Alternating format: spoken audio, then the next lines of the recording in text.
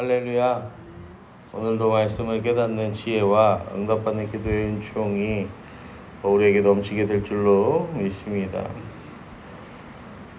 오늘 말씀은 이렇게 시작합니다. 여호와께서 모세에게 이르시되 아론의 자손 제사장들에게 말하여 이르라. 우리가 레위기를 계속해서 살펴보고 있는데, 레위기는요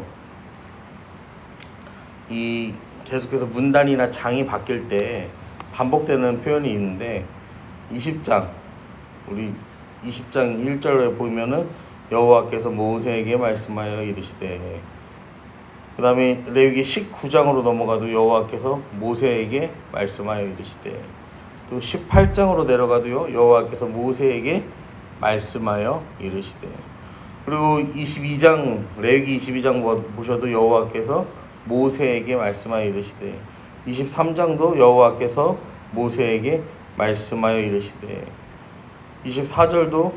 24장도 여호와께서 모세에게 말씀하여 이르시되. 여러분, 하나님께서는 이 말씀을 전하는 주체가 누구이고 받는 주체가 누구인지 분명하게 말씀하십니다. 오늘도 이 모세를 통해서 이스라엘 백성들에게 주어지던 이 말씀이 오늘 이 시간 여러분의 삶 가운데 그대로 주어지는 시간이 되기를 축복합니다.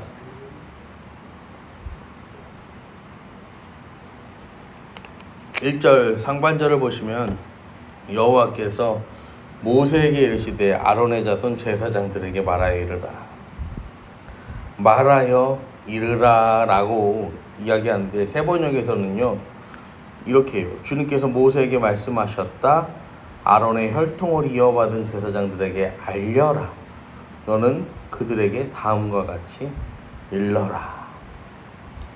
그러니까 그냥 말하여 이르라 라는 표현보다요 훨씬 더 지금 하나님께서는 어떠한 마음을 담아서 모세에게 말씀하시는 거예요?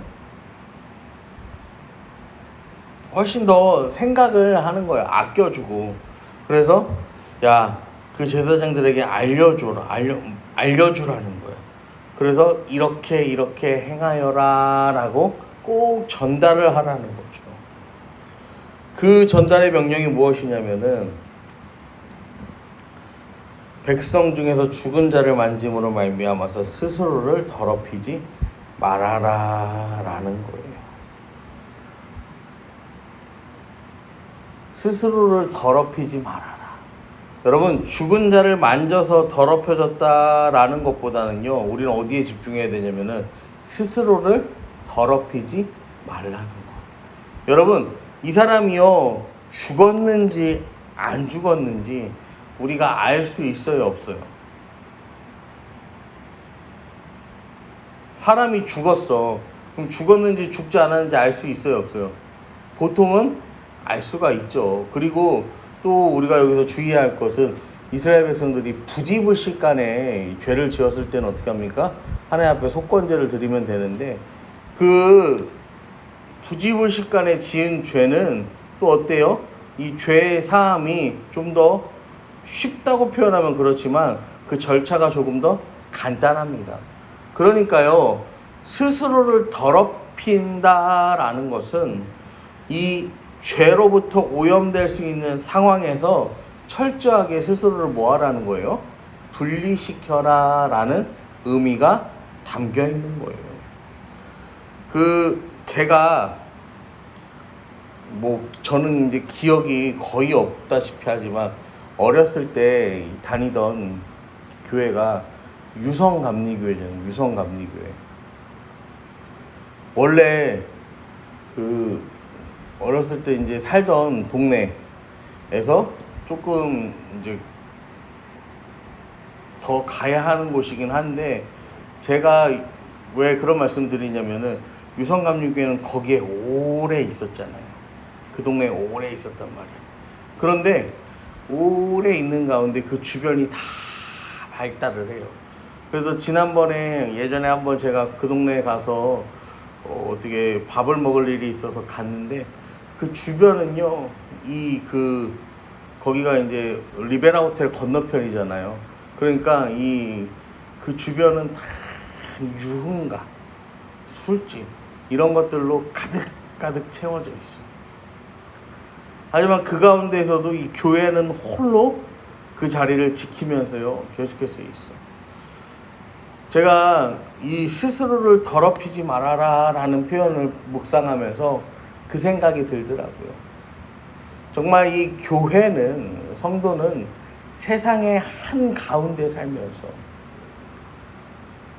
하나님 말씀을 의지하고 붙들어서요 스스로를 더럽히지 않고 이 빛과 소금의 역할을 온전히 감당하면서 살아간다는 것, 이것이 얼마나 외롭고 이것이 얼마나 힘든 일인가를 다시 한번 생각해보는 그런 시간이 되었어요. 하지만 하나님께서는 우리에게 또 말씀하시죠. 2절과 3절에 보면 그의 살부친 그의 어머니나 그의 아버지나 그의 아들이나 그의 딸이나 그의 형제나 출가하지 아니한 처녀인 그의 자매로 말미암아서는 몸을 더럽힐 수 있느니라.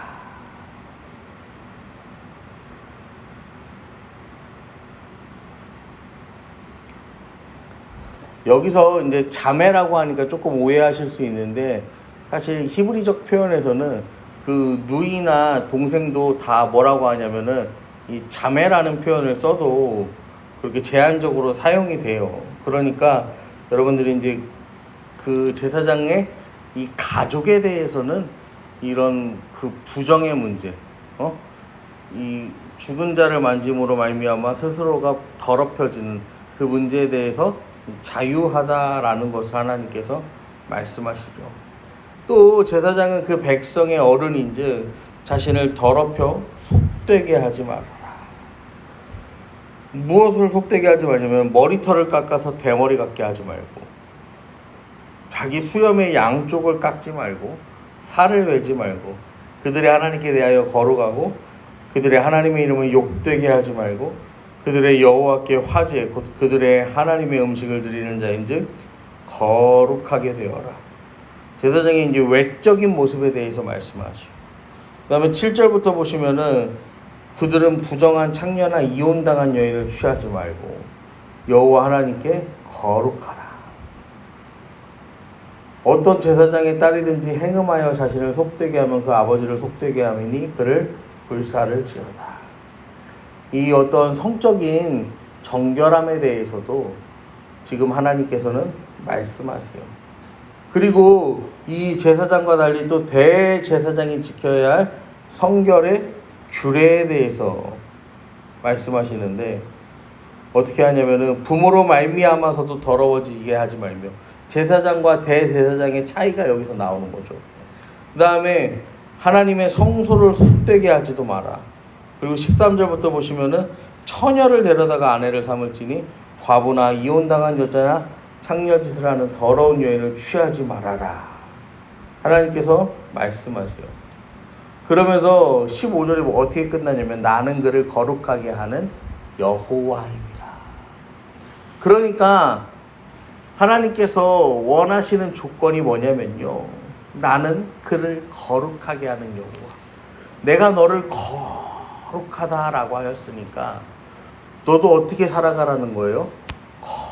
거룩하게 살아가라고 하나님은 오늘 우리에게 말씀하시는 거예요.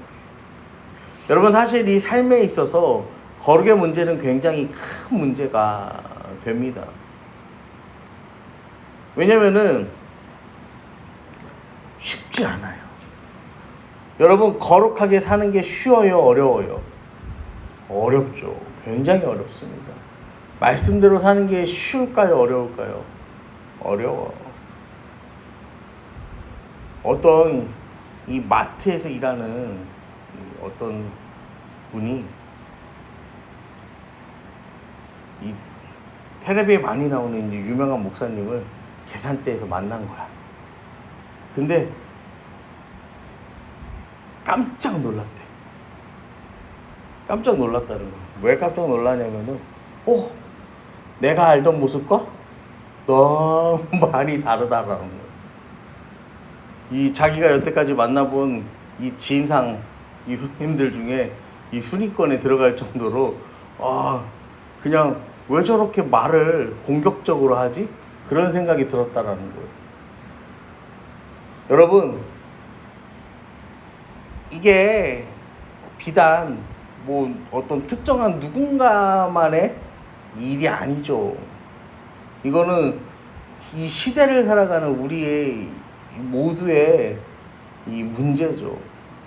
교회 안에서의 모습과 교회 밖에서의 모습, 또 그렇게 우리가 거룩을 쫓는 모습과 또 그렇게 조금은 자유하게 살아갈 때 그 풀어지는 그런 모습들.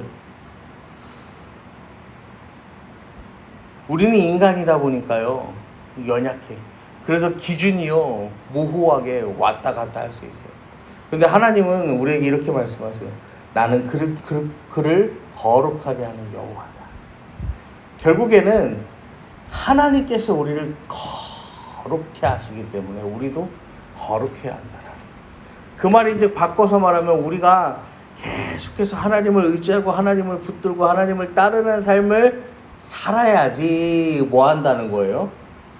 우리 삶의 이 거룩의 문제가 해결이라는 표현은 그렇지만 이 우리 삶의 이 거룩의 문제에 대한 어떠한 더 나은 길로 나아가는 이 시작이 됨을 우리는 항상 잊지 말아야 합니다. 또한 16절부터 24절까지 보시면은 이 제사장이 가져야 될 신체의 조건에 대한 이야기하는데, 뭐 육체에 흠이 있는 자를 이야기하면서 맹인, 다리 저는 자, 코가 불완전한 자, 지체가 더한 자, 발 부러진 자, 손 부러진 자, 굽은 자, 키 못 자란 자, 눈에 백막이 있는 자, 습진이나 버짐이 있는 자, 고안 상한 자, 이런 흠이 있는 자는 나와 여호와께 화제를 드리지 못한다. 그리고 하나님의 음식이 지성물이든지 성물이든지 먹을 것이나 휘정 안에, 그가 드린 것들은 휘정 안에 들어가지 못하고 제단에 가까이 하지 못해. 흠이 있어서.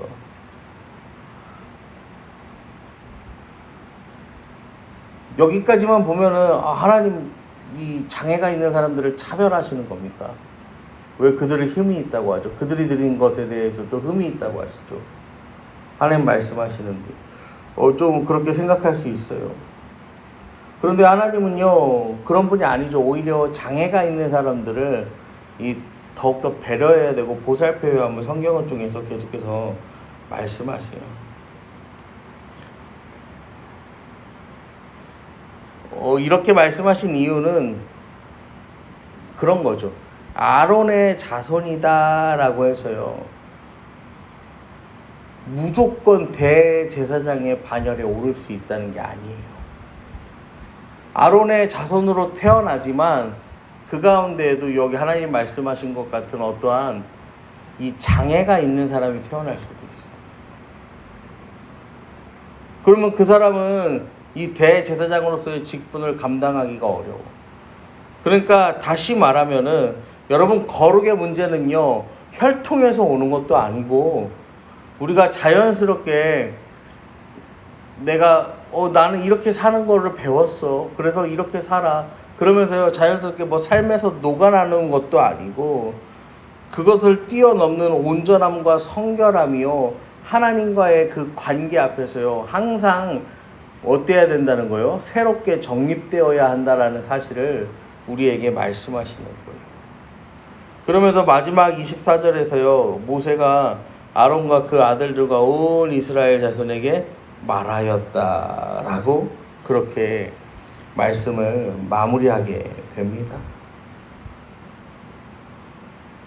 1절에서는 여호와께서 모세에게 이르시되 아론의 자손 제사장들에게 말하여 이르라고 했는데, 24절을 보면은 아론의 자손 제사장들에게도 말하고 온 이스라엘 자손에게도, 이 전하는 사람의 범위가 확장된 거예요. 모세가 하나님 말씀을 거역해서 이 사람들에게 이야기한 게 아니라 오히려 하나님의 말씀이 더 온전하게 이루어질 수 있도록, 이거를 제사장들에게만 전하는 것보다 온 백성에게 전해서 온 백성들도 잘 지키고 도울 수 있도록. 왜냐면은 백성들이 봐봐, 제사장의 직무를 감당해야 되는데, 제사장이 우리 집에 좀 빨리 와보세요 갔어. 우리 어머니 좀 만져보세요. 그런데 이렇게 제사장이 만졌는데 어떻게 되는 거야? 죽었어. 그러면은 이게 뭐가 되는 거예요? 부정하게 되는 그런 사건들이 일어나는 거잖아요. 그러니까 그런 어떠한 일련의 이 실수로 일어나는 이런 일들을 방지하기 위해서 공동체 이해와 협조가 필요하다라는 것을 하나님 말씀하시려고 그것을 이제 모세가 이 이스라엘 자손 전체에게 말하는 이유가 되기도 합니다. 여러분, 이 말씀은 아론의 자손들과 아론과 그 자손들, 그 아들들, 그리고 그 당시를 살아가는 이스라엘 백성들에게만 전해진 말씀이 아니라 오늘 이 시간 이 시대를 살아가는 우리에게도 주어지는 말씀입니다. 하나님은 우리를 왕같은 제사장으로 삼아주셨어요. 그리고 오늘 우리에게 동일한 말씀으로 역사하십니다. 내가 거룩하니 너희도 거룩하라. 그리고 이 거룩의 문제를 위해서 뭐 하라는 거예요? 날마다 애쓰고 힘쓰라. 하나님 말씀하세요. 그게 이 시대에 네가 감당해야 될 사명이다 라는 것이죠. 여러분, 오늘도 우리가 함께 기도하며 나아갈 때 우리 하나님 앞에 그렇게 기도하기를 원합니다. 하나님께서 나를 축복의 통로로, 은혜의 통로로 쓰기를 원하고 계세요. 그런데요, 가장 먼저 우리가 해야 할 게 뭐냐면요, 나를 스스로 뭐하게 만드는 거예요? 거룩하게 만드는 거죠. 그 축복의 통로로 하나님 우리를 쓰실 건데 그 통로에 막힘이 없도록 우리는 먼저 뭐 해야 되는 거예요? 스스로를 거룩하게 하며 정비해야 하는 거예요. 우리 함께 기도하며 나아가실 때 하나님, 오늘도 내가 이 거룩을 위하여서 먼저 기도합니다. 나의 삶이 거룩하여지게 하시고 생각과 행위가 거룩하여지게 하시고